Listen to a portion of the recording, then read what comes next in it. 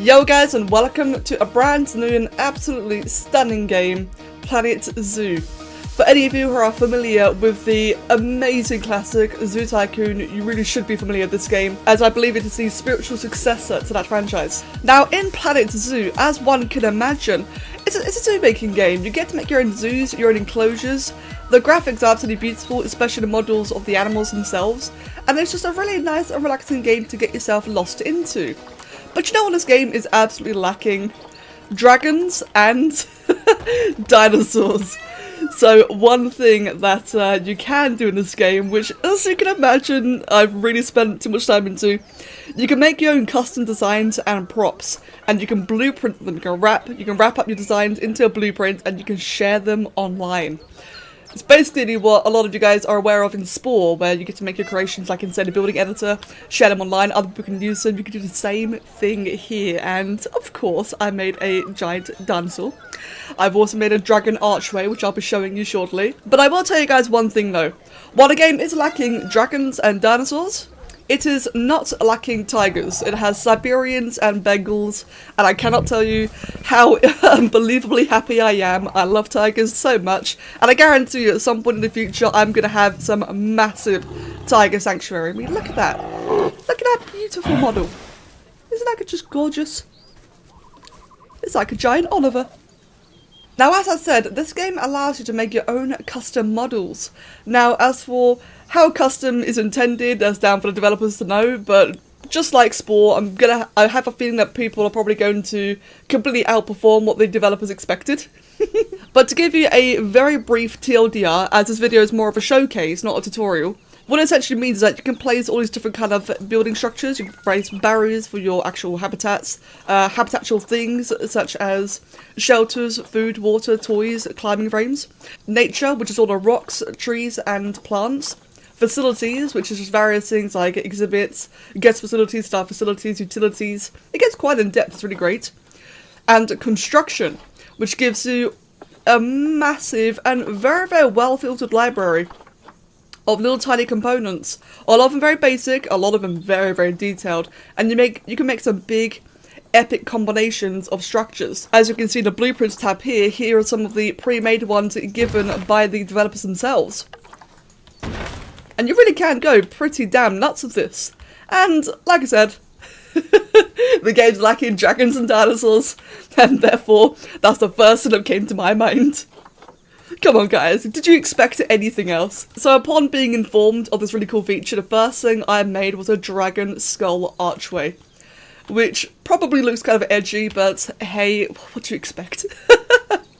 And you can see here the idea in mind of the pathway, how it loops around the vertebrae of the neck.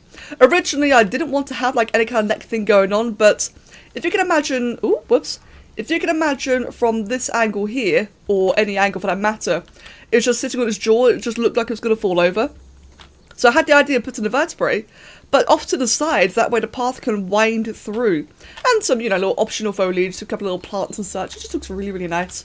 But unfortunately, as you'll find when you guys are able to download it for yourselves, the path doesn't really come with it. You can always manually add it in, but for those who don't really want to, or those who are unsure how, I've given like another version of this skull archway with a more bricked path.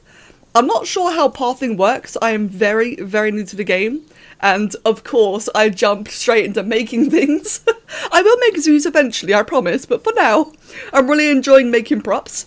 And you can see here, I've done like another idea of the pathway. Again, looping around the vertebrae. That way, you guys, the players in general, know how it's meant to be done. You'll also notice as well that the nostrils are actually smoking, which I think is really, really cool. And we can take it to the night time and add a transformer to give it some power. You'll notice that the eyes and a bit of the mouth actually very subtly light up.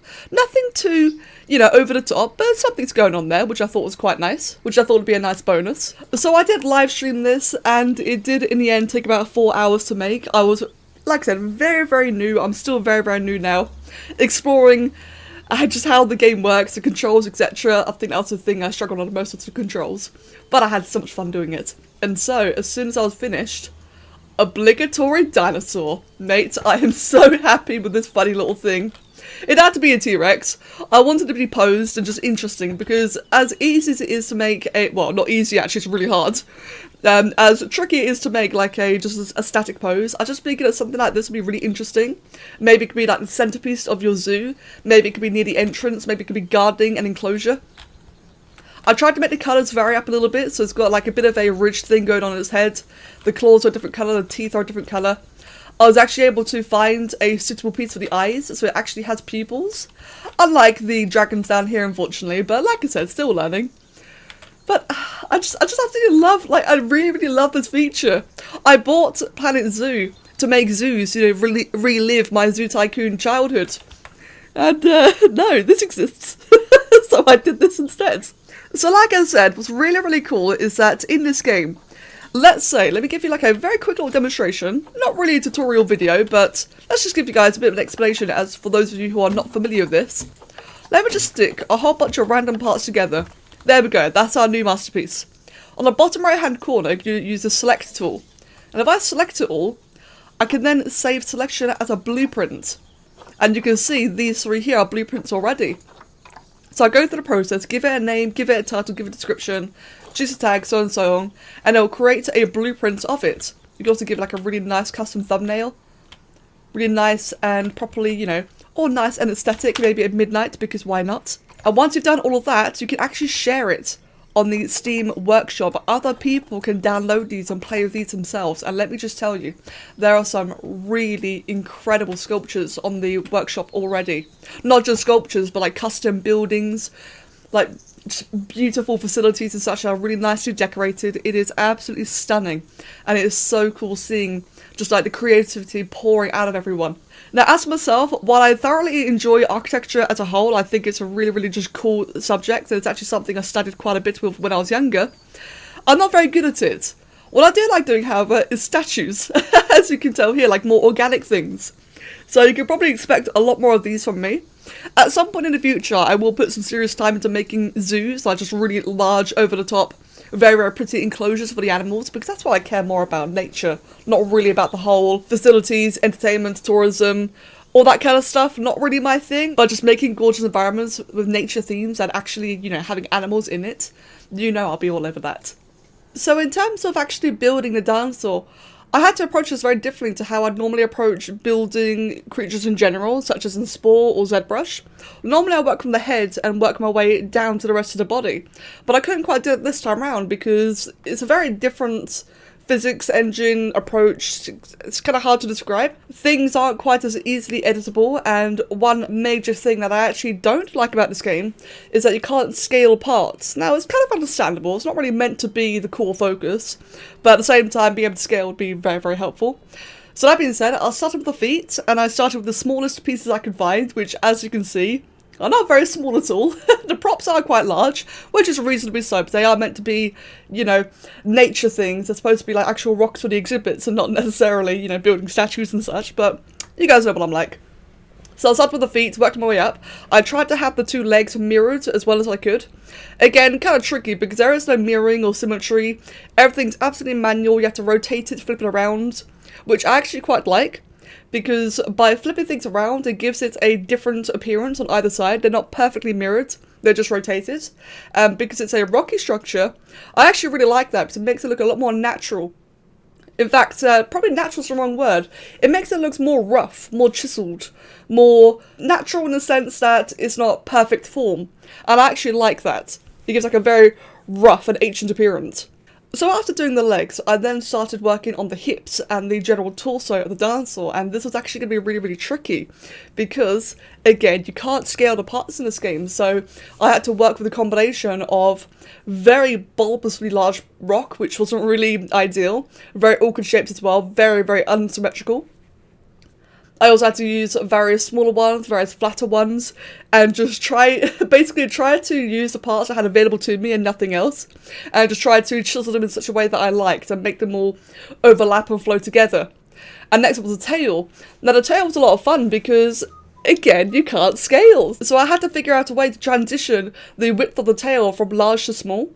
In the end, what I ended up doing was using a lot of very long, thin pieces, like large plates of rock, and kind of using those beneath the tail, and giving them a full sense of height or width and such.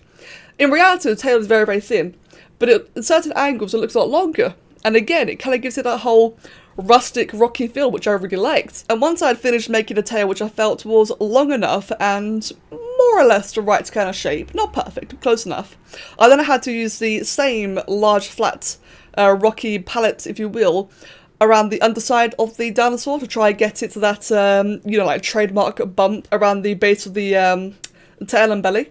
And then after that, started working on the upper half of the torso. Again, very, very tricky, working with very, very large bulbous rock, but I really hope I made it work. I found that using the large flat palette was actually really, really useful, and it helped define a lot of shapes. It makes it look very strange from certain angles, where you just have this really strange, thin part sticking out. But when you look at it from side perspectives, it looks really good in my opinion. I actually really like it, and I really like the variety of the shapes and how it does differ so greatly, as opposed to having this, you know, having the torso just be like a large sausage shaped, it now kind of looks a bit like a very weird blocky T shape. It's very, very hard to describe. But like I said though, you guys can download this into your own game, so you can actually inspect it for yourself, and if you want, change it for yourself. Next up with the arms, I ended up using as small pieces as I could for the arms because it's a T-Rex, you know, it's got to have like little tiny arms. And next up was the head. The head was really tricky because since I actually made this as small as I could, it was hard to make the even smaller pieces such as the mouth, the lower jaw, the teeth, the eyes, the eyebrows. I tried my best. I used a lot of overlapping, and I had to use a couple of the smallest parts, the same size as for the claws. I had to use that to define the eyebrows or the head in general, as well as the snout and the little trademark, like the trademark curve that the upper jaw has going downwards, as you can see currently in the video. And then try and complement that by adding a bunch of teeth in. And once again, the teeth were severely overlapped inside the jaw, like really receded, that way they could be actually as small as possibly could, when in reality it's just a lot of it is obscured and hidden away. And then next up, after doing all that, because I felt like the colour scheme was very samey and just kind of bland, I ended up using more of the claw parts, the Savannah small stone, and used them as ridges over the eyebrows and the back of the head and down the neck. I did try using them around the tail as well, and it just looked really strange in the end. I figured having all that information and varied colour schemes around the front half actually looked a lot better in the end, as opposed to the back half. All in all, I'd say it took about an hour and a half, which is a massive improvement compared to the Dragon Skull Archway. And I learned a lot in the process, and like I said, I just had so much fun doing it. I'm finding that as silly and over the top as these are, the fact that other people can download them and other people can enjoy these structures in their games really, in my opinion, justifies the time spent. Because I really would not make these props myself.